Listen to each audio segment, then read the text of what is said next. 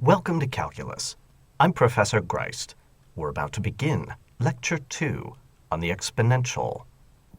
In this lesson, we'll introduce the principal hero of our story, the exponential function, and dive deeper into its definition and the implications thereof.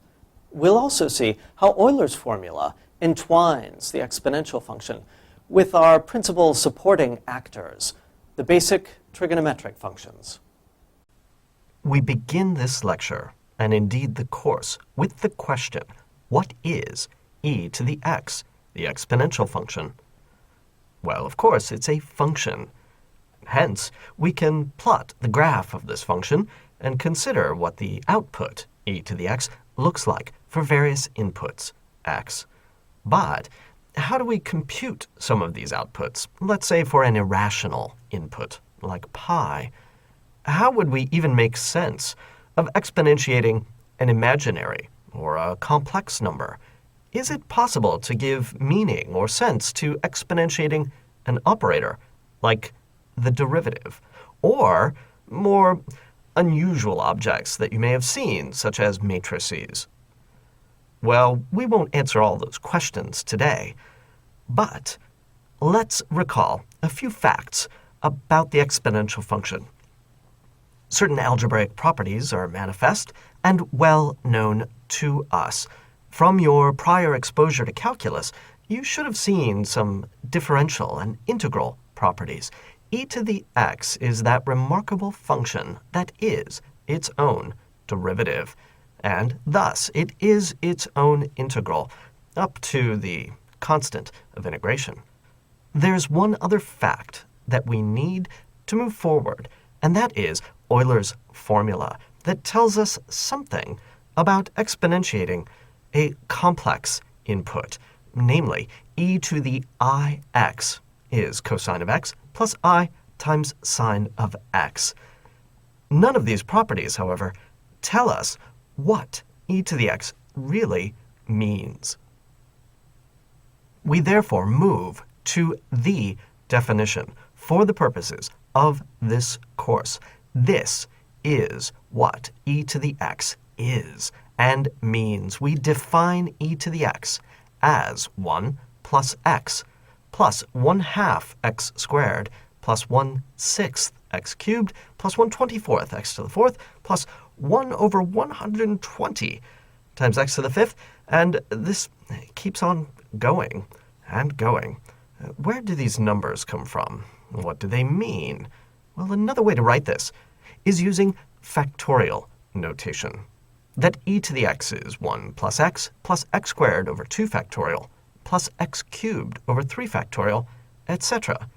All the way down the line. One never stops. This sum keeps going forever and ever. Now recall that k factorial for a positive integer k is defined to be k times k minus 1 times k minus 2, all the way down until you get to 3 times 2 times 1. That gives the sequence of numbers that we saw at the beginning. Recall also that by convention, and for very good reasons, 0 factorial is defined to be 1. Thus, we could write our definition for e to the x using summation notation, as the sum k goes from 0 to infinity of x to the k divided by k factorial. This is a formula that you are going to want to memorize, as we will be using it throughout this course. Well, definitions may be nice, but what do we do with it? How do we deal with this statement? How do we even make sense of this infinite sum? Well, certainly for specific values of x, say x equal to 1, we could try to compute what e to the 1 would be as 1 plus 1 plus 1/2 plus 1/6 plus 1/24, etc. It seems as though this converges to the familiar decimal expansion for e that we know.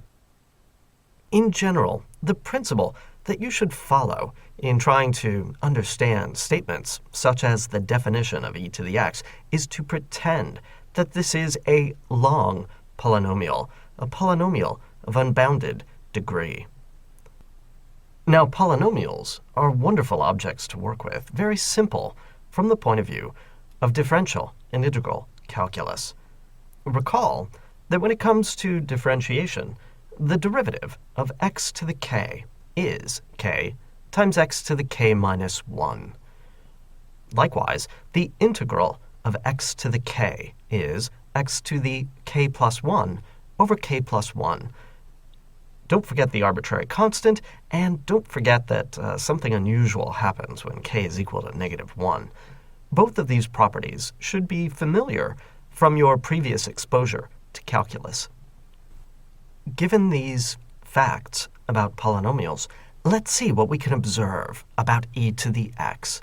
For example, if we tried to differentiate e to the x by using our definition, then what would we obtain?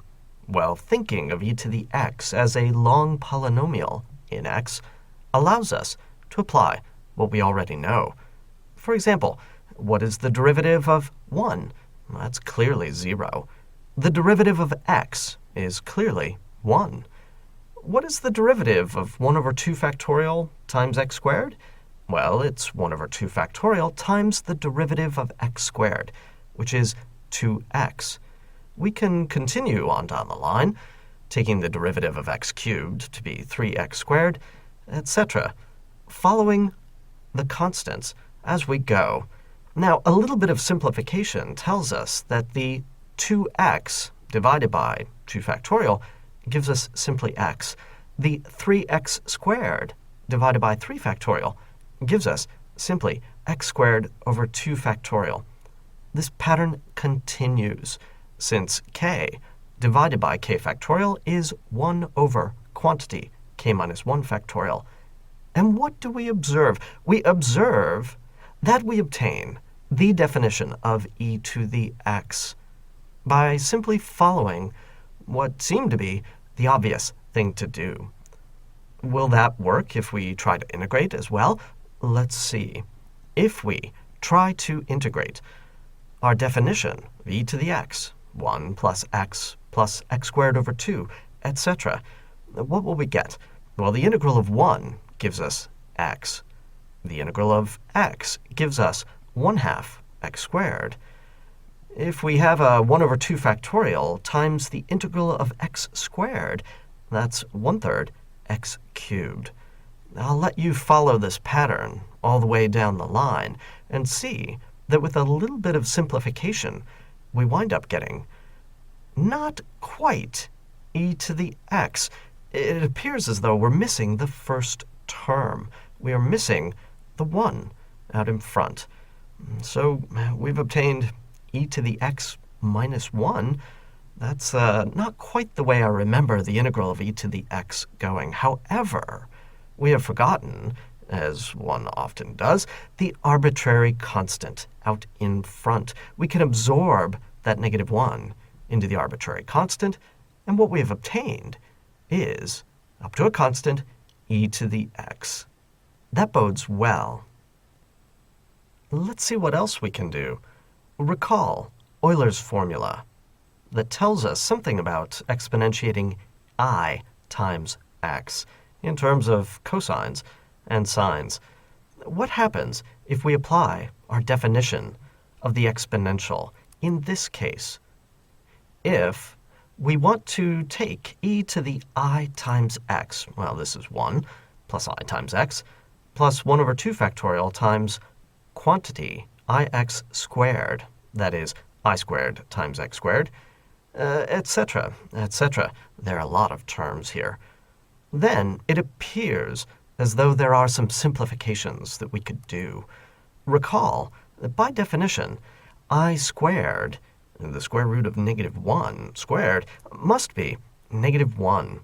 Therefore, if we look at I cubed, we have to get negative I. And I to the fourth, being I squared squared, must be equal to 1. Therefore, we have a cyclic pattern in our powers of I that allows us to simplify this expression as 1 plus ix minus x squared over 2 factorial minus I x cubed over 3 factorial plus x to the fourth over 4 factorial, etc. You can see the pluses and the minuses coming in alternating pairs, and the real versus imaginary terms alternating with each term. Now, if we were to do what we do when we work with complex numbers and collect all of the real terms into one part and all of the imaginary terms into the other, then what would we obtain?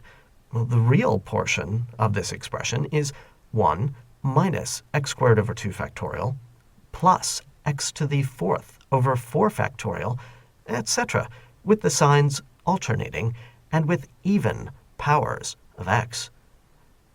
From Euler's formula, that must be the cosine of x. Likewise, the sine of x must be the imaginary portion of this expression, that is, x minus x cubed over 3 factorial plus x to the fifth over 5 factorial, etc., with odd powers and alternating signs. Our conclusion from this rather simplistic manipulation is that we now have alternate expressions for certain trigonometric functions. The cosine of x is 1 minus x squared over 2 factorial plus x to the fourth over 4 factorial minus x to the sixth over 6 factorial, etc. In summation notation, we could use a wonderful little trick to express this compactly as the sum, k goes from 0 to infinity, of negative 1 to the k times x to the 2k over quantity 2k factorial. That builds in the alternating signs and the even powers. Likewise, for sine of x, we can write this in a summation notation with a similar idea as the sum, k goes from 0 to infinity, of negative 1 to the k times x to the 2k plus 1 over quantity 2k plus 1 factorial. This gives us the odd powers of x. Now you may recall that the trigonometric functions have some very nice properties with respect to calculus. For example, you may remember something about the derivative of sine of x. Let's see what happens when we take our newly derived expression and differentiate it as if it were a long polynomial. The derivative of x is 1. The derivative of x cubed is 3x squared. We must divide this by 3 factorial. The derivative of x to the fifth and x to the seventh follow the familiar pattern. With a little bit of cancellation of the coefficients, what do we see? Well, we get 1 minus x squared over 2 factorial plus x to the fourth over 4 factorial minus x to the sixth over 6 factorial, etc. This is an expression that we have very recently seen. This is our derived expression for the cosine of x. And you may recall that the derivative of sine is cosine. But without any complicated proof, we've derived this expression very simply by pretending that everything in sight is a long polynomial. You could write this out in terms of summation notation. It looks a bit complicated, but it's a wonderfully convenient and compact way to perform this derivation. I'll leave it to you to check that you can do the same thing with the derivative of cosine of x, obtaining minus sine of x. We now have new interpretations for the exponential function, as well as for sine and cosine. Don't panic if these feel unfamiliar. Take a look at the bonus lecture to see a more concrete perspective and to hear a few words of comfort. Be sure to take a look at that before moving on to our next lesson, where we introduce a series perspective for a broader array of functions.